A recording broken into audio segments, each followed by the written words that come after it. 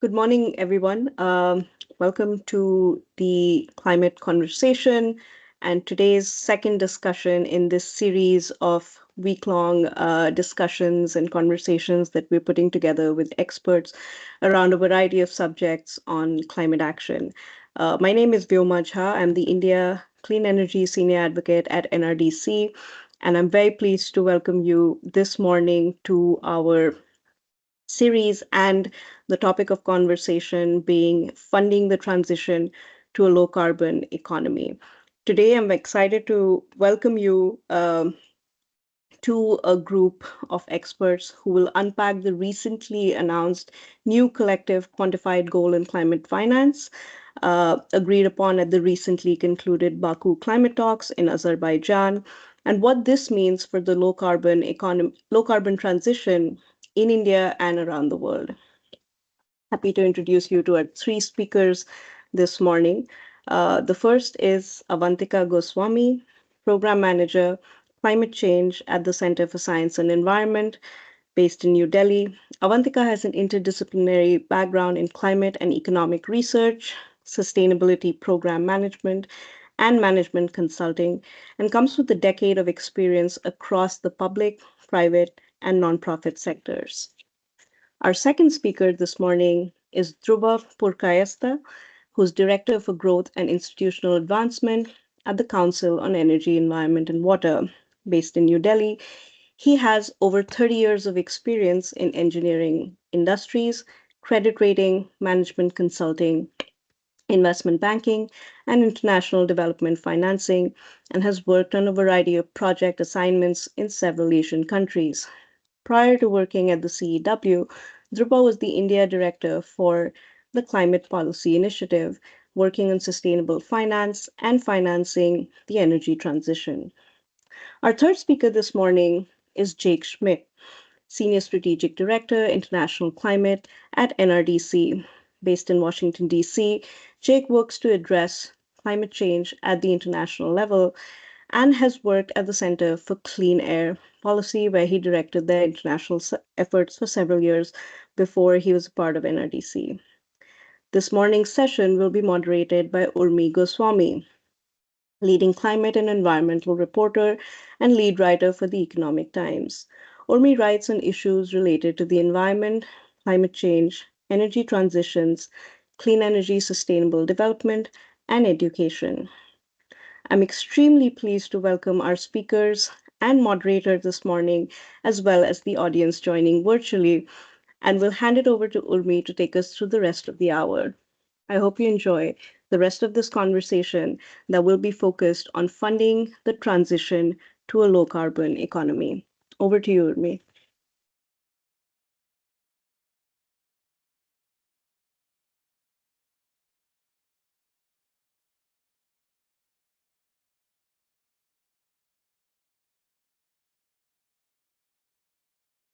Urmi, you're mute. Hello and good morning, good evening, actually good afternoon, good evening. Sorry, and good morning to everybody who is here. And I'm going to start this off with with I'll start it off perhaps with the questions, or move on very quickly there, because everybody here is, I think you've been prepped to go from the day the gavel came down in Baku. Since now we are in that, finally in that phase of implementation where uh, obviously money becomes the big important issue. Uh, this conversation obviously is part of the climate insight work that the NRDC is doing, and it is to get a sense of where we are going, especially when it comes to climate finance, and or more importantly when it comes to financing the transition. Uh, let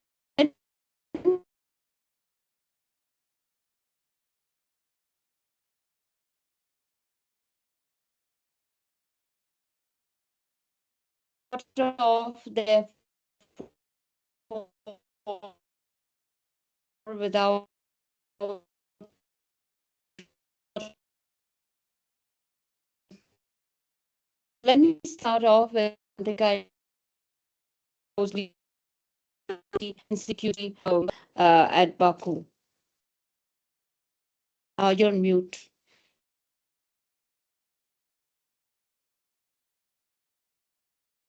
Is Urmi audible to everybody else? Not No, very clearly. we lost you for a sec, Urmi. Who is that question to? Question Urmi, was you're first mute. to Avantika. The question is to Avantika. Yeah. Yeah.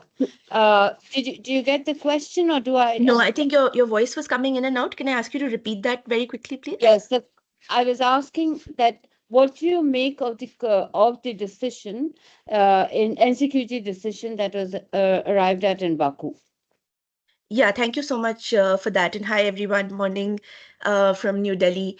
So, I think there's been already quite a lot of dissection and reflection on what really went down in Baku.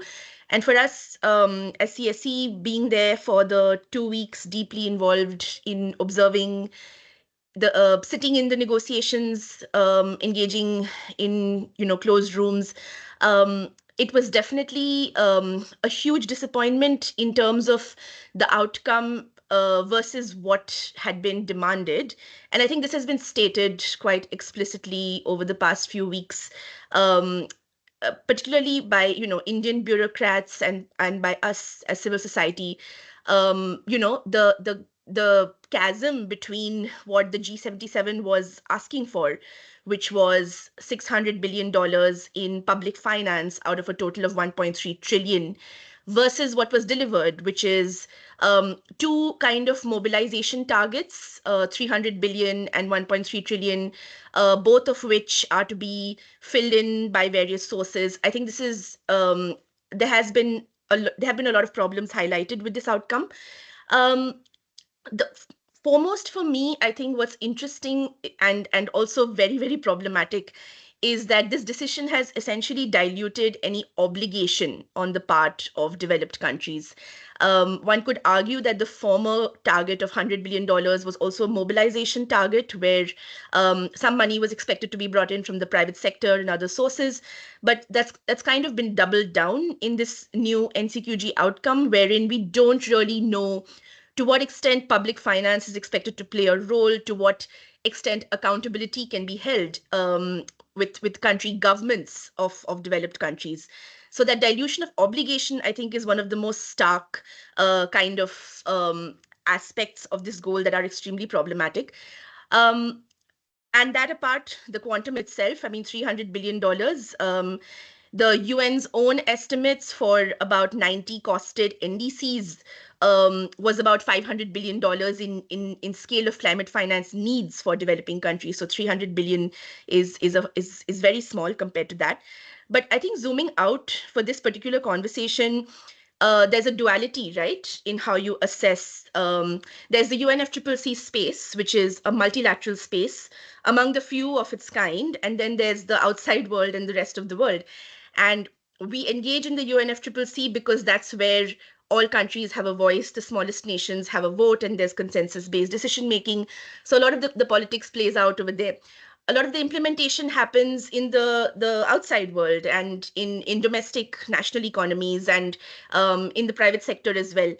And in the world outside UNFCCC, we are seeing kind of a mix of different signals. We are seeing massive growth in clean energy investment, driven by particular countries and particular regions, not kind of distributed equitably around the world. We're also seeing a lot of investment, continued investment in fossil fuels. So fossil fuel polluting activities remain profitable and remain an attractive place for investors to park their money. So I think the UNFCCC space was this was a very unique opportunity for us to fight for something for developing countries. We haven't got what we really wanted. And now there's a lot of pressure on kind of the rest of the ecosystem, the global financial system, multilateral institutions to kind of scale up and fill that gap. So I think that's the interesting challenge for this coming decade. And yeah, I'll stop here and happy to address further points.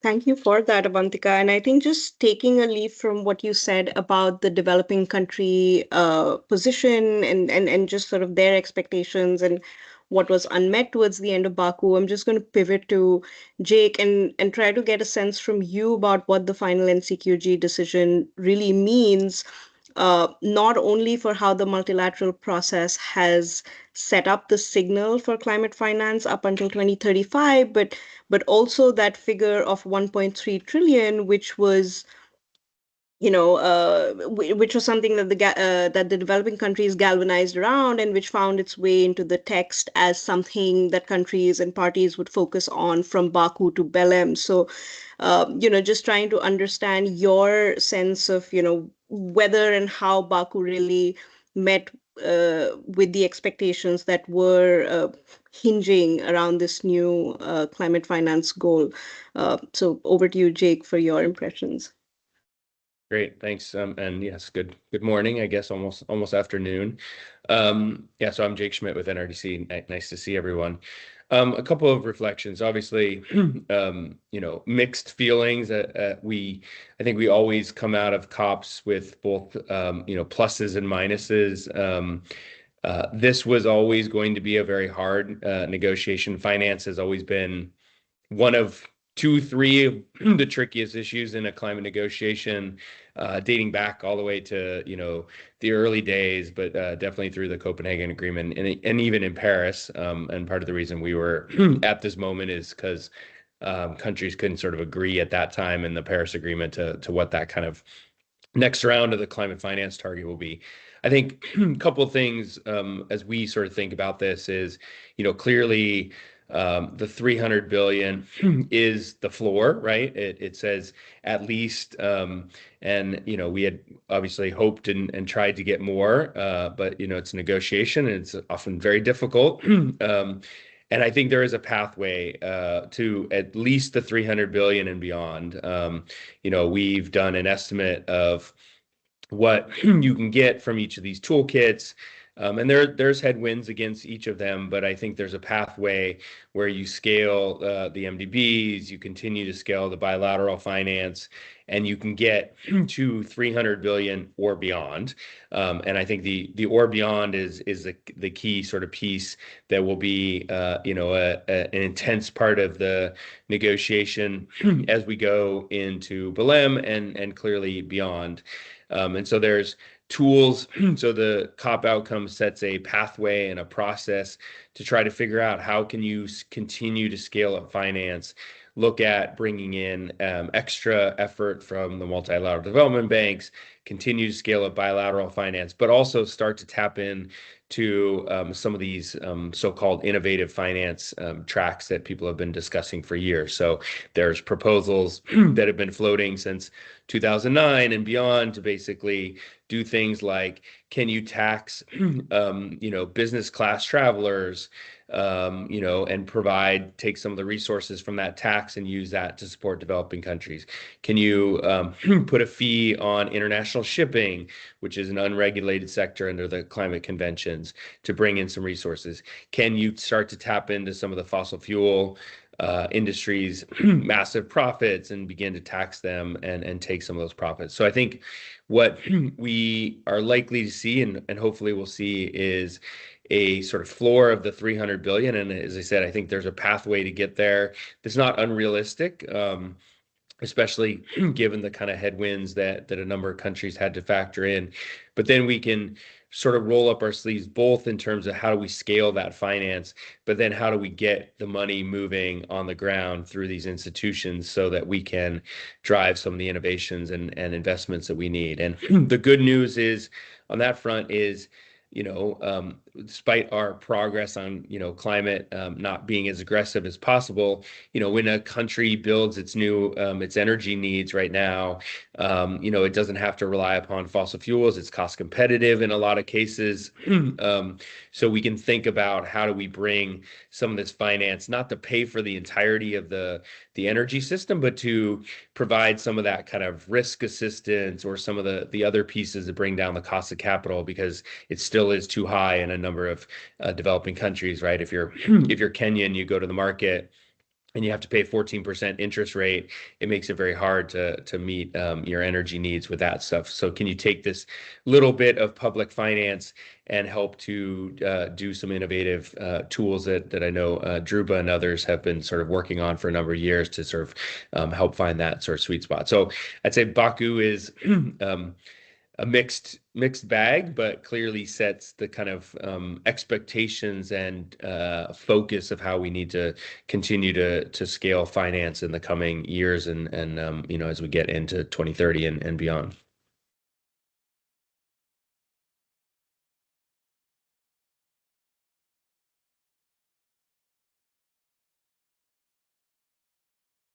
You're on mute, Urmi.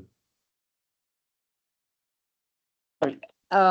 Hi, thanks. Sorry. Thanks, Jake, and thanks, Vyoma, for sort of stepping in for me. Jake, I'm going to come back to you with a flip side of this question, but first let me go to Dhruba. And you heard Jake talk about how you can have finance, or we have to mobilize the finance from outside the process. Now, the fact of the matter remains that I mean, everybody always knew that the finance within the system is way too small, or its capacity to deal with money is not as much as, it's not a great one. So you had to look outside. Now that was a given, but there is this process for a purpose. And I'm wondering, going forward, even if all those other things are happening, they need to be anchored within the UNFCCC process, in the sense of that is what sets out what countries want to do. And I'm wondering that, given where Baku ended, whether it's in terms of the decision or the trust or the signaling it did, how does this process affect the ability to actually move outside?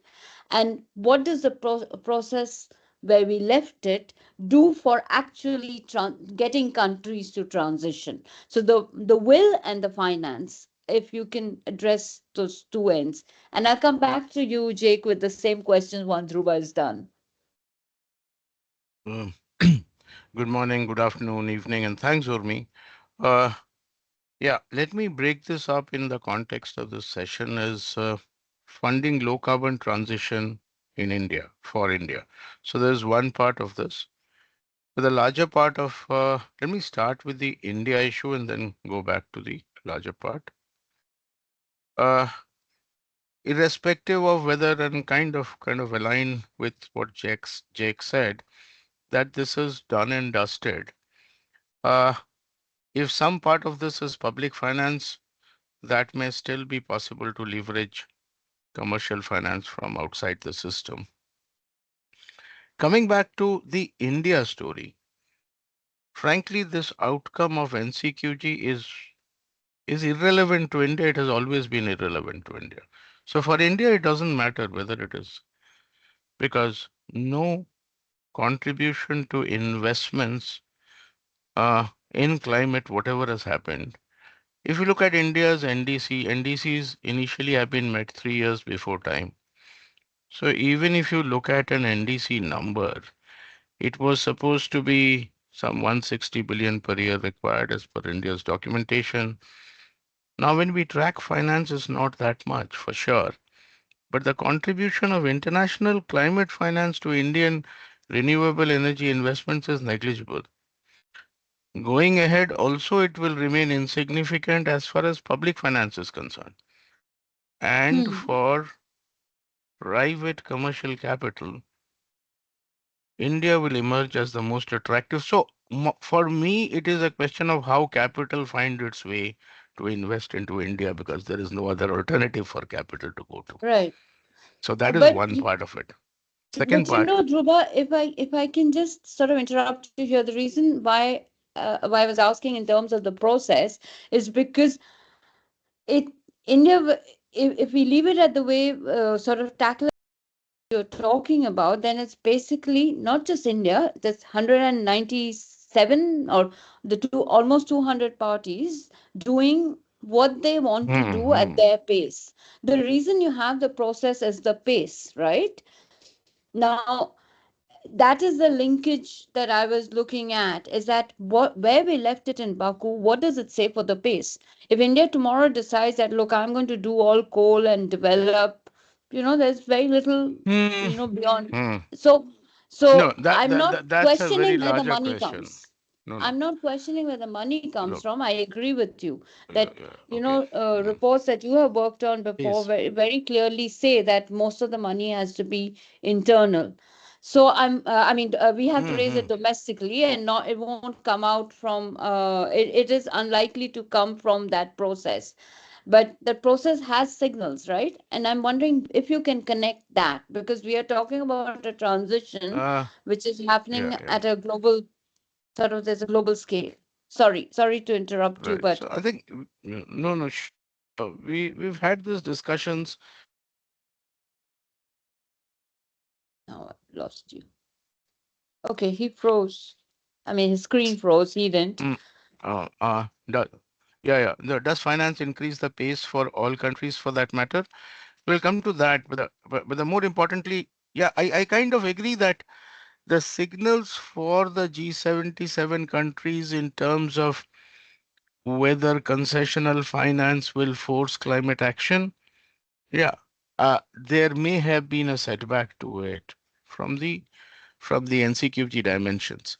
But if I were to look ahead and how this process can be engineered further, Mm, is to think about what Jake said, is saying, is there more mobilization possible? How do I mobilize more from what public finance puts it onto the table? There are ways to crowd in, there are ways to create guarantees, there are ways to reduce foreign exchange risk. But all of this is not about, see, everybody knows the why and what of this for many years. But we have not been able to come to the world lacks an institutional mechanism to deliver finance for climate action in developing countries. Now, if you don't get that institutional mechanism through, then whether it is handled by MDBs or whether it's handled by IMF, we'll come to that part later.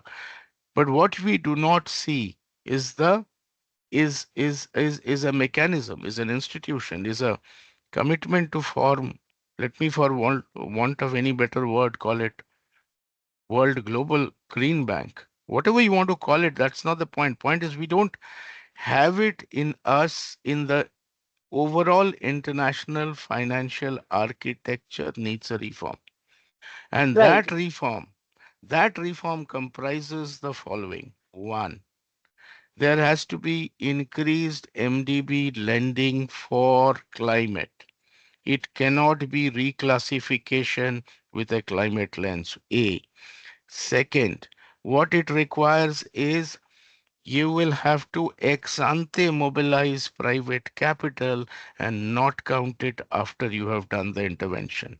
So that is where the private sector lab run by Banga, the World Bank, that comes in. If I can mobilize private capital ex ante, which then adds on to it.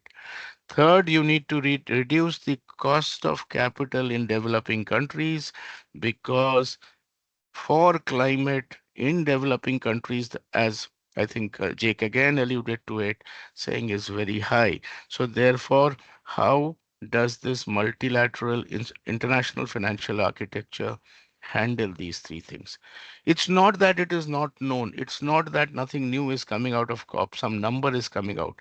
But the focus needs to be on implementing these actions so that these instruments, and I can carry on talking about.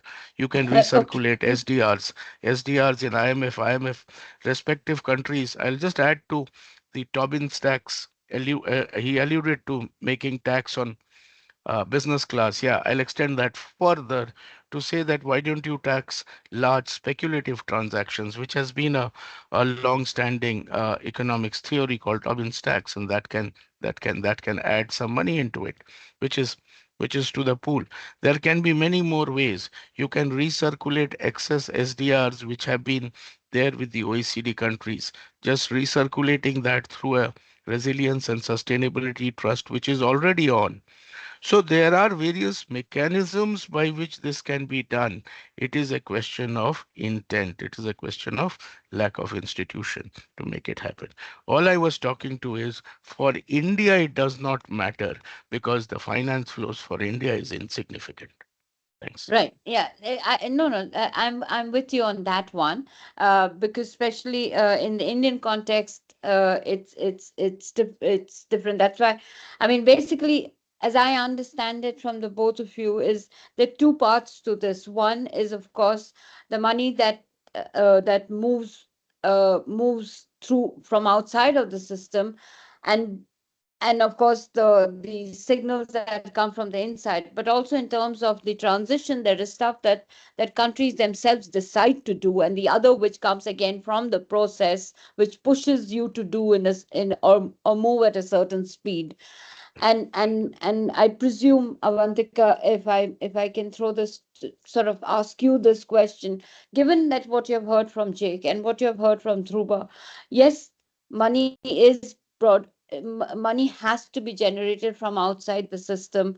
Dhruba spoke in terms of the need for an institution. Do you see that perhaps the UNFCCC also kind of becomes possibly that institution, just even in signaling terms, or I mean, what can we expect from the process now, given where we have reached? So, the UNFCCC is a great place to announce stuff, to launch new things, and also to lay out certain demands and voice certain types of concerns for which there isn't necessarily a competitive space. If you think about the Security Council, if you think about the way the WTO is hamstrung by the US, if you think about the governance of the World Bank and the IMF, so the UNFCCC is a unique place for voices to be heard. Will actual financial engineering and global financial architecture reform be driven through the UNFCCC? Probably not. But those questions have been discussed and have been considered over the past many years, but also escalated in the post-COVID era. Ever since the call to reform the global financial architecture was kind of amplified by Prime Minister Mia Mottley of Barbados through the Bridgetown Agenda, the Paris Pact Summit in Paris, hosted by President Macron. I think a lot of these questions of how the global financial system and architecture can respond to escalating climate needs have been considered. A lot of those conversations also influenced the NCQG deliberations. So the NCQG, there were 11 technical expert dialogues that were conducted between 2022 and 2024, three ad hoc work program negotiations, two high-level ministerial dialogues. All of these proposals were put on the table. So how can you mobilize something like 5 trillion per year additionally through taxation on fossil extraction, aviation, and other measures? How can you unlock additional trillions by increasing, let's say, tax to GDP ratios of certain countries?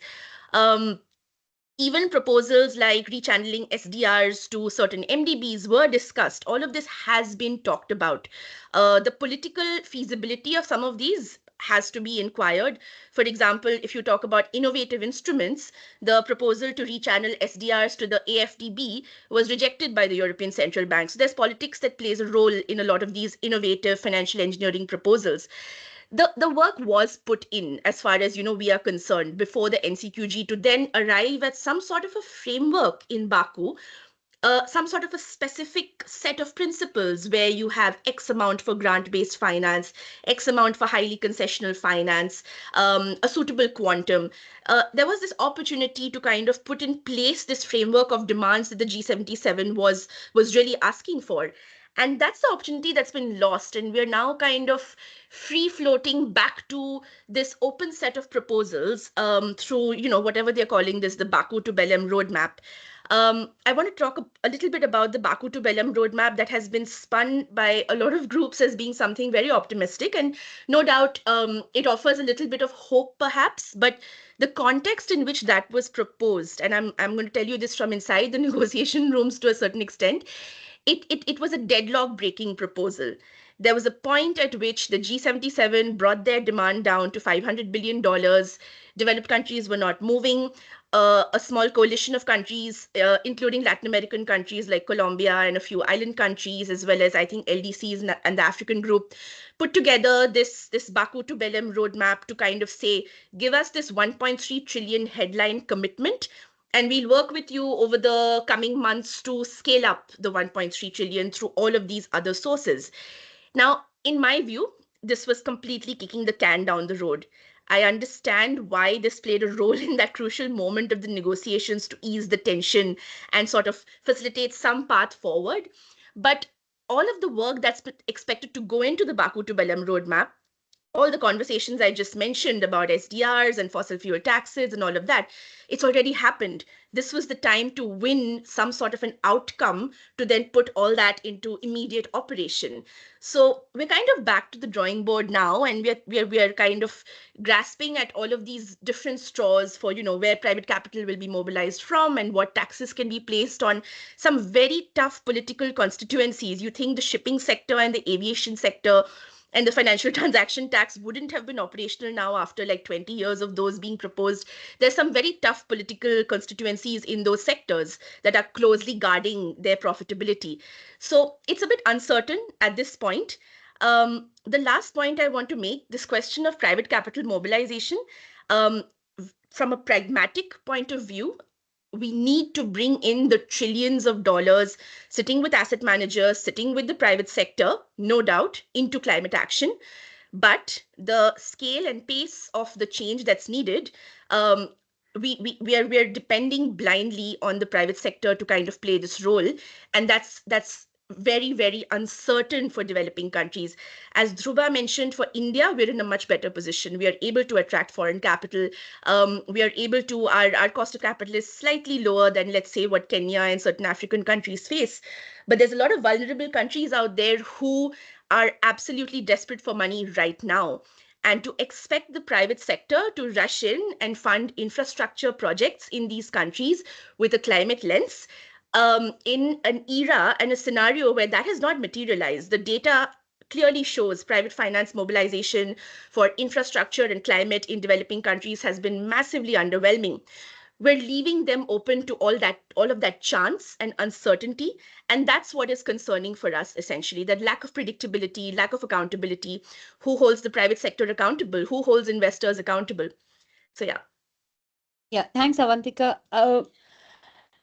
Jake, now that we've gone around the tables or around the screen, so to say, here are two questions. One is that this whole road to from Baku to Belém, that 1.3 trillion that's undefined and hanging up there, can it offer, if developing countries work better, to actually reset the problem? I mean, in a sense, the question of finance is unresolved. It remains open, and it remains worse, still hanging.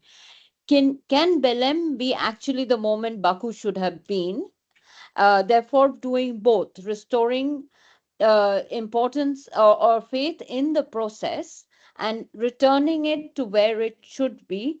Because right now, if all the finances, if I'm to look outside of the process for everything, because the signaling out of the process is kind of strange at the moment, then why should I invest in the process? Why should countries sit down at the table and talk about mitigation or mitigation, because that seems to be the one thing that drives everybody crazy. So why should we be doing it if we can't restore faith in the system? So I mean, I'm wondering, maybe I'm too invested in having faith in the system, but I'm wondering whether you think it's important to do that, to restore faith in the system, and can we use the 1.3 trillion dollar roadmap uh, um as a moment to reset the whole thing? Can it actually be the moment Baku should have been? Yeah, thanks. It's a very good question. Obviously, I mean, I think, I have a split view of this, right? One is there was a lot of headwinds. I've been in this process for quite a while, and we always, in the second week, there's always discussion of a failure and a walkout. Even in Paris, I was a little worried at that moment, and I think this time there was a more realistic scenario of that, because obviously, as I said, finance is a very complicated topic. It's very politically wrought. I think on the good side, there's a lot of headwinds against international climate action, right? In the United States, Trump is coming in, clearly not going to be positive on climate.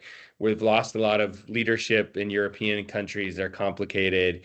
The geopolitics between China and the world, and US and China, and everybody is complicated. So in one sense, the fact that at the end people were able to kind of rally together and take what they could get is some sense a good sign that the life of the Paris Agreement is not a dead piece, right? There was a lot of headwinds against that.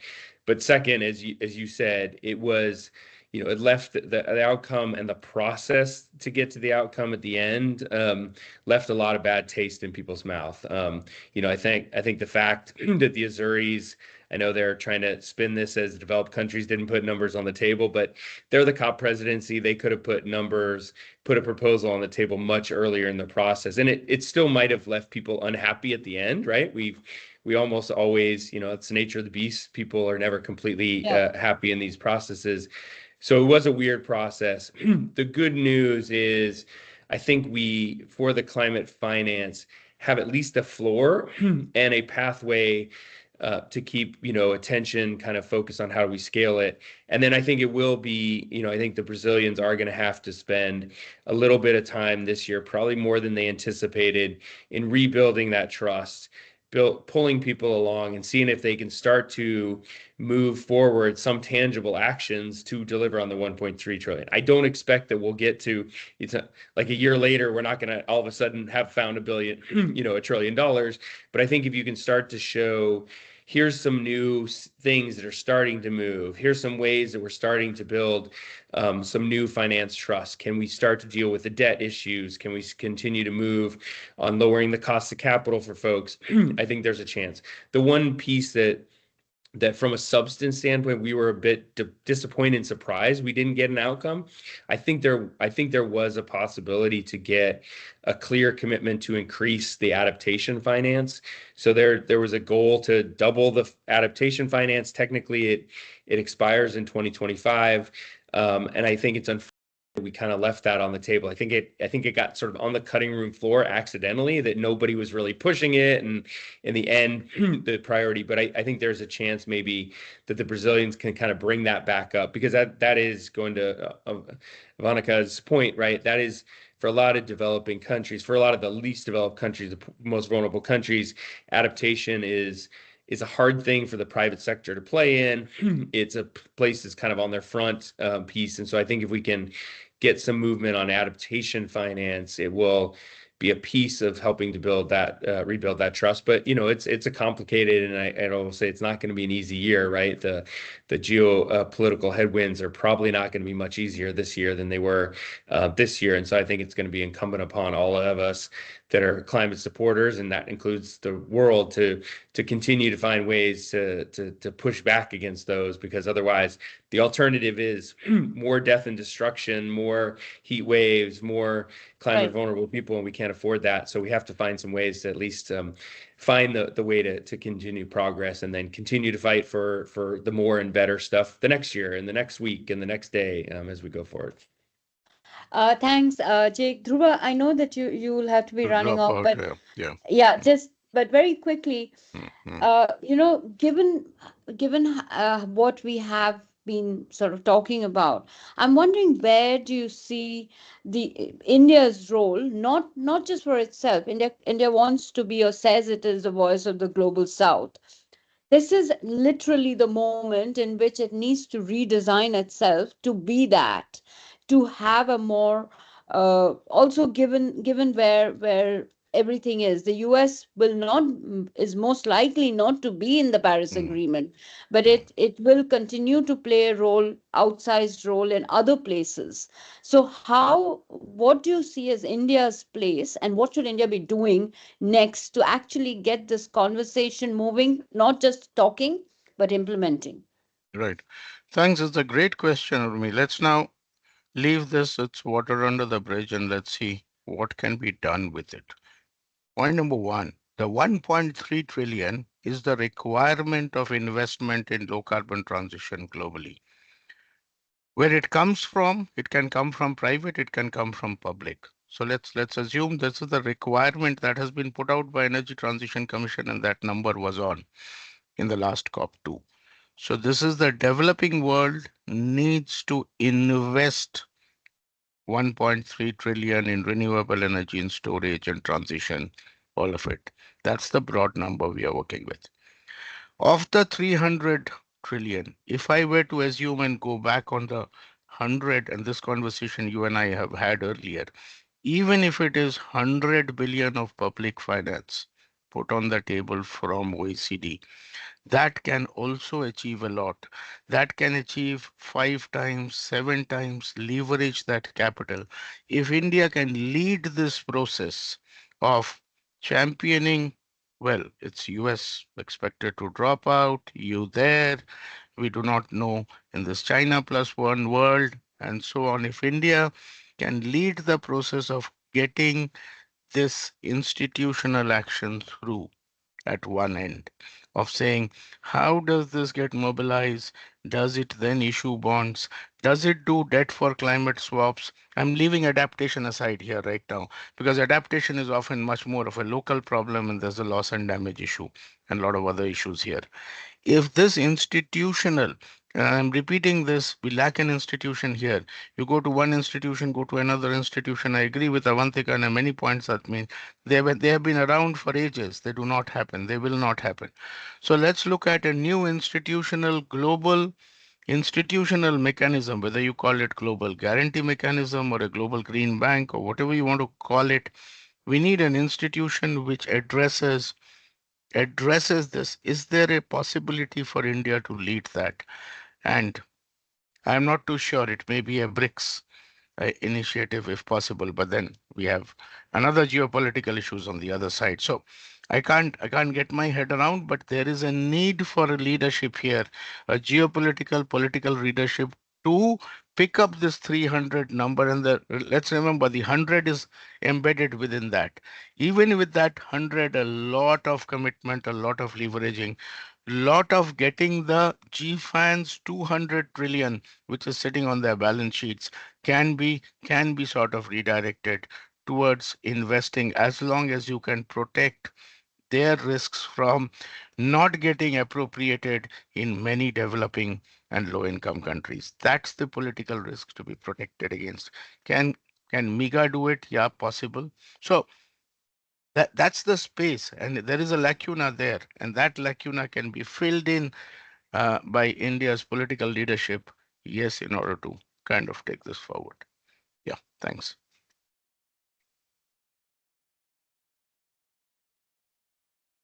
Guys, I have to drop off to another call as I had said. Thank you. Great meeting all of you.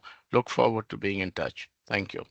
Thank you, Dhruba. Thank you so much for the parting thoughts as well. And I think I'm just going to take that, just that thought about India's leadership also for the global south to Avantika, and just sort of get your sense on, where do you think India stands? I mean, yes, India is still doing better than a lot of the countries in the developing world in terms of raising private capital or just financing through myriad sources outside of, let's just say, public international finance. But when it comes to being the voice for the global south, how do you think India is faring in terms of being able to leverage additional private finance for the rest of the developing world as well, or does it sort of just fall short in terms of really translating its own experience in these countries? So just wanted to get your sense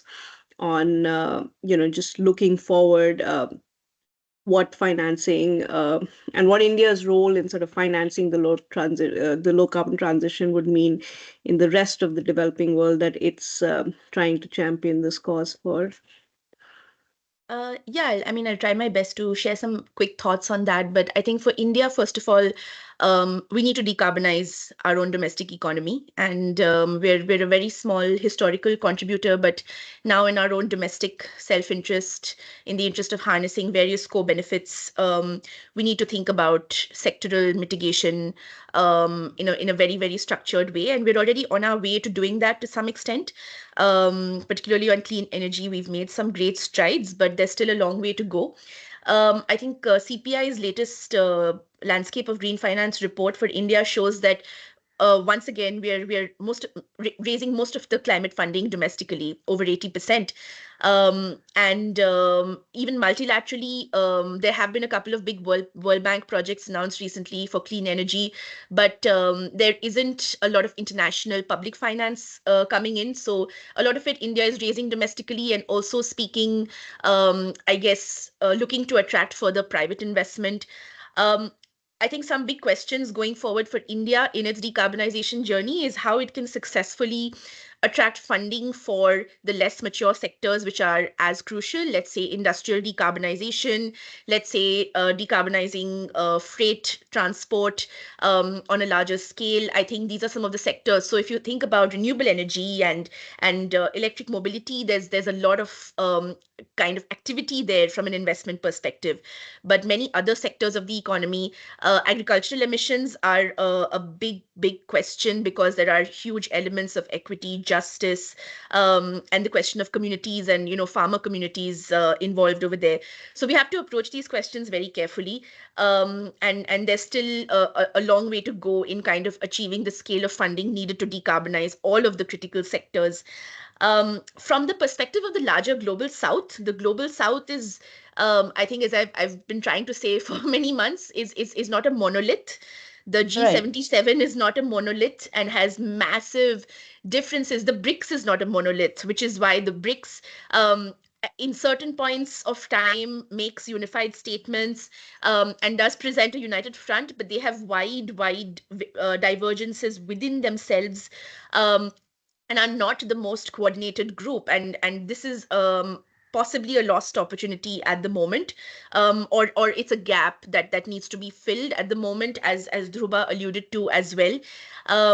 Because what the need of the hour is to and I'm sounding very cynical and bitter here, sorry to organizations from the West who do a lot of excellent work and are very good faith allies like NRDC, but a lot of the way ahead is to I imagine stop banking on the US as a partner, a good faith partner in multilateral climate policy and support, and actually think about where leadership can arise in other parts of the world. So multipolarity, more leadership from emerging economies that are kind of going to be the economies of the future. So India, South Africa, Indonesia, Brazil, stronger leadership from a lot of these countries. Many of them in their own ways are playing a leadership role.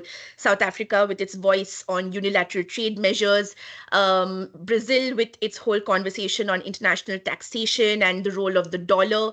I think some of those voices are starting to emerge. We need much more of that, and a much better coordination among countries of the global south, because G77 unity, let me tell you, at COP29, it was hanging by a thread. We are incredibly grateful that it hung on till the last moment, and you didn't have countries kind of breaking off and fragmenting based on their own individual interests. But that was not an easy process, and it was a very, very delicate balance. So I think we need more of that going forward, particularly from the multilateral perspective, coordinated G77 pressure to ensure that the Baku to Belém roadmap is real and is not just another kind of kicking the can down the road, talk shop process that doesn't amount to some actual tangible funds. I think that's going to be very crucial. Right. But Jake, one of the things, I mean, Avantika kind of raised the issue that that always sort of strikes me when I'm looking at when I'm covering these negotiations. There's almost something very unifying about taking out your checkbook, which is why the contributor countries seem to be, or what, to put it very easily, the Annex 1 countries. Now the annexes are really dead, but you they have differences, but you don't see those differences break out. It's not hanging out there for everybody to see. Despite their differences, they find that one thing that seems to unify them. There isn't, in that sense, that unifying sort of the glue existing. I mean, finance used to be the glue, but clearly it is no longer. Even that is not a glue. And I'm wondering that, given that all of it is, when you are looking, sort of when you're looking at it sitting outside, and you're looking at how India operates, do you see actually a country like India, or maybe in partnership with South Africa, which will be the next G20 chair, Brazil, which will be BRICS chair and COP presidency, sort of creating that sort of that framework that manages to keep people moving together? So basically, a G77 without China is what I am asking you about, because clearly that uh, in many ways China becomes a problem because it does its own little deal with the rest of the world, and then the rest of the G77 is stuck. So I'm wondering if do you see that possibility, or what, or do you think that it will be even useful to get the transition going? Yeah, I mean, it's a good Yeah, question. Yeah, yeah. yeah, yeah. I mean, I think each of the 194 countries are very different and have a unique, dynamic, and sometimes they align, sometimes they don't. So it's an interesting dynamic. I do think, it was, I think both unfortunate and maybe there's miscommunication. The fact that India was so vocally opposed to it was, the outcome was, let's say, not the best managed process to get there, right? India is a pretty important player in the global scene, and it would be, and we do need them to be a part of the sort of puzzle. And I think we have seen, Prime Minister Modi, when he had the G20 presidency, he continued the pressure on the MDBs to keep evolving, and I think that was helpful. Obviously that's a different perspective, right? India is both a recipient, but also kind of a major player in those institutions. I think that was important. So I would hope that, as we come out of the COP, we'll see India sort of recognize that, yes, they put down their marker, they were dissatisfied with the outcome, and that's the right of every country to kind of stress that. But now, as it sort of rolls up its sleeves, we are going to need countries like India, countries like South Africa, like Brazil, some different Europeans, et cetera, to continue to step up and kind of carry the torch, because as Avantika said, unfortunately, we're going to be in a situation where we're going to have a U.S. president who's going to be mostly pulling the world in the opposite direction. And so we're going to need countries like India to kind of see if they can step up. And I do think it is, a possibility. I mean, India has evolved a ton in just the past couple of years, where it was a nascent renewables market to now a booming renewables market. How can it continue to take those lessons? It has some, pretty innovative efforts on climate resilience, the heat action plans, some of the cooling work, et cetera. Those are kind of models that I think, coming from a little more of a developing country perspective that India can bring to others. And so I'm hopeful that, despite the angst on the outcome, India won't sort of distance itself from the process, but will continue to sort of roll into it and show that kind of leadership and bring some of those innovations that it's doing and that pressure on the institutions. We are going to need India to make sure that the MDBs continue to evolve in the right way.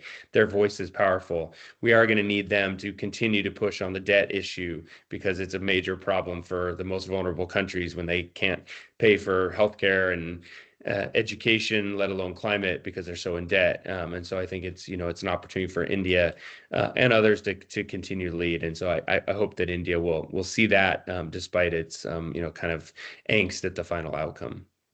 Avantika, of course, what Jake says about sort of keeping involved with the process on the finance, generally and definitely on the finance side is important. But I was wondering if you could address this issue, which will definitely come up all through next year, and that are the NDCs. Given the signal is weak from Baku, because the US is most likely not to be submitting the next NDCs, because though it will be in the process for a year, it would unlikely submit the next round of NDCs.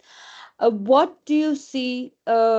What is the impact you see on NDCs? Do you see a country like India going, say, super ambitious and saying, okay, fine, if this is the lay of the land, these are my unconditional NDCs, and I have a really high bar of conditional NDCs, and that cascades through every big and small developing country. That kind of a high, like, this is my unconditional and this is robust, but I'm going to be even more ambitious because that's what the world needs, but you have to put down the money for it, and this is the conditional NDC. Will we see that, or do we expect what is the more sort of seemingly obvious thing, go further low bar on your NDCs, just do what is achievable?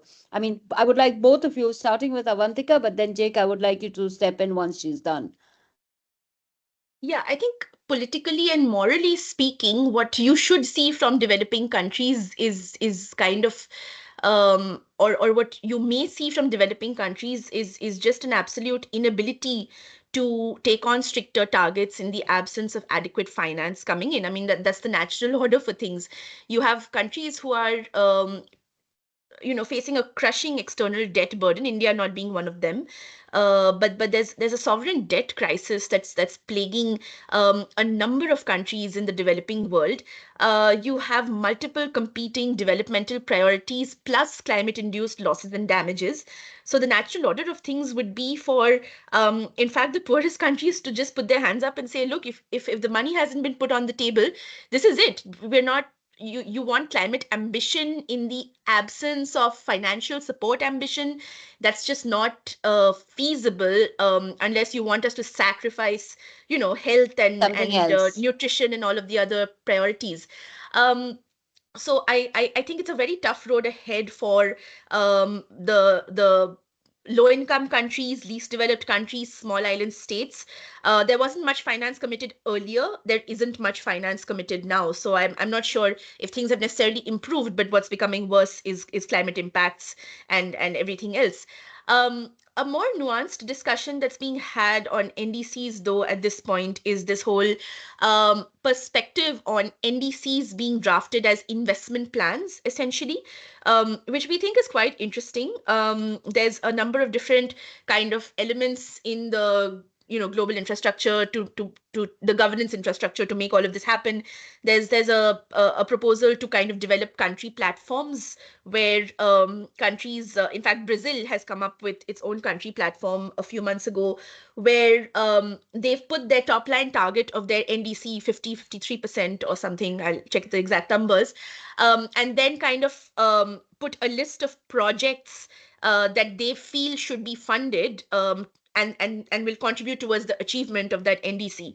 So I think models like that are necessary to have a more nuanced conversation of how NDCs will actually be implemented. What absolutely cannot happen at this point for developing countries, I think, is more pressure in multilateral spaces to kind of pressure them to take on more mitigation ambition in the absence of clear financial support. So mechanisms to actually facilitate implementation of whatever targets are put on the table, push projects forward, push decarbonization forward. I think that needs to be the lens. How do we actually make this happen? And some of these conversations have been started within the mitigation work program within the UNFCCC, not the political track, but the technical track. The global dialogues and investment focused events of the mitigation work program. And that's very interesting. I feel like that's where the conversation should be. It's not that developing countries don't want to take on climate ambition. They want to participate in a changing global green economy. They don't want to be locked out of global markets. The question is, how do you enable that ambition? What are the specific sectoral challenges, barriers that they're facing? How do you work through those? So I think some of these spaces are going to be interesting to really understand how NDCs will be implemented. And sorry if I haven't directly answered your overall question, but just some Right. scattered thoughts. So I guess, Jake, it falls on you to directly answer my overall question, which is, would it be smart for developing countries to actually put in NDCs with high conditional sort of ambition, which would, because otherwise I can see the conversation in Bonn, we need more ambition, let's talk mitigation, then soon we'll go down a path which will end up in another explosion. But perhaps the way to be strategic and to actually push. And do you think if we have countries being smart about this, at least on paper, knowing very well that they can't do it unconditionally, so therefore conditional, very ambitious conditional NDCs, could it also then trigger a serious conversation on that 1.3 trillion roadmap? Yeah, I think it can. I mean, I think it's going to vary from, again, country to country, right? Like China is not, for example, China is not waiting on the NCQG outcome to determine its climate target, right? It's going to make its own piece. The developed countries, NCQG is not sort of relevant for that. Even South Korea, probably to some extent Mexico and Brazil, I think, is interested, but clearly kind of set out their target. So it's going to vary. I do think for some of probably the lower income countries to middle income to lower middle income, that's a possible sort of formulation for them to sort of say, here's the pathway that we could be on. We could go to much further if you would put more kind of money on the table.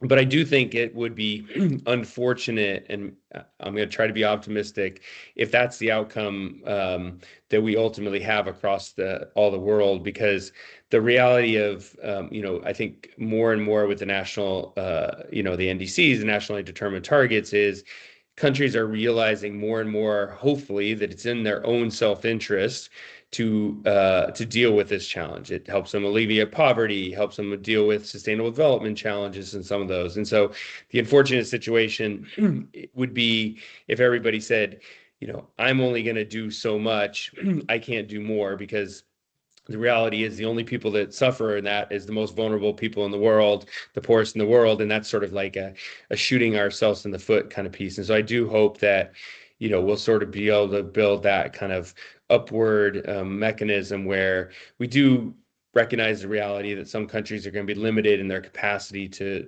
put stronger efforts on the table.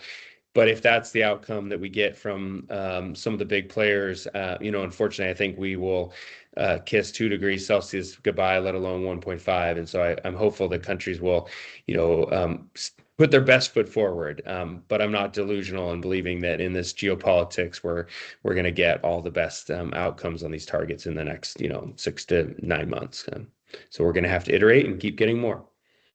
Yeah, but the big problem here is, you're right. I mean, even if all the lower middle income and the LMICs do exactly this, have put on the table conditional NDCs alongside their unconditional ones, especially, I mean, a country like India, which is an LMIC, does have some space to, not just do the action, but in terms of undertaking sort of measures which could have a global impact. But much smaller countries, their emission levels are so low that it doesn't really, even if they did or didn't do, the impact would be much smaller. Actually, the countries that don't need this have not been waiting for the NCQG are the countries that need to sort of be much more proactive in the emission reduction sort of conversation.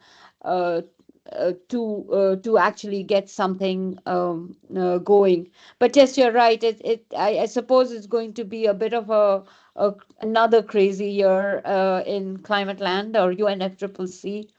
Sort of in the UNFCCC scenario. And we have come to the end of our time, and I want to thank both. I want to thank Dhruba, who's obviously had to leave, but Jake and Avantika for sparing us the time and trying to help us make a bit of sense of what I think we'll spend most of the year trying to make sense of. And hopefully, we won't be in a situation where the lack of clarity on finance out of Baku hinders our actions, because at the end of the day, the impacts will be felt, as both of you very clearly and repeatedly said, by the most vulnerable. So I suppose the trick is now how to get the not so vulnerable to put their money and their action where their talk is. But before I sort of let all of you go, just thank you so much. Thank you to our list to those who have joined in the morning this morning to hear us try and make sense. I would direct you to reading NRDC's Climate Insight, which today you'll see one on finance. It's called Raising the Bar, Increasing Finance for Transitioning to a Low Carbon Economy. That would help you again both sort of revisit our conversation and perhaps have more questions for the next time. And thank you so much once again for your time and for your insights. Thank you. Thank you, Oh, everyone. Thank you very much. Have a good rest of your day. yeah.